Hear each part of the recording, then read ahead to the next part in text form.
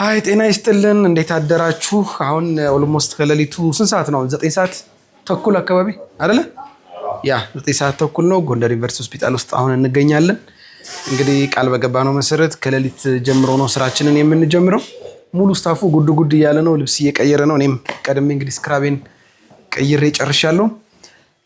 10 ሰዓት ሲል ሻርፕ ሰርጀሪ ይጀመራል ማለት ነው። እንደ እግዚአብሔር ፈቃድ ደግሞ አትሊስት 32 ህጻናትን ዛሬ እንሰራለን ብዬ ገምታለሁ። እግዚአብሔር ከኛ ጋር ይሁን። በእኛ በኩል ሙሉ ዝግጅት አለ፣ በዩኒቨርሲቲ ሆስፒታሉ በኩል ሙሉ ዝግጅት አለ። ሞራላችንም በጣም ከፍተኛ ነው። እንግዲህ እግዚአብሔር እርዳንና ነገሮችን በሰላም እንድንጨርስ እሱ ከኛ ጋር ይሁን ማለት እፈልጋለሁ። አመሰግናለሁ። አሁን የምንሄደው ቀጥታ እንግዲህ ወደ ቀዶ ሕክምና ክፍል ነው የምንገባው ማለት ነው። We are dressed, we are ready. Stay tuned, Gondar. Thank you so much.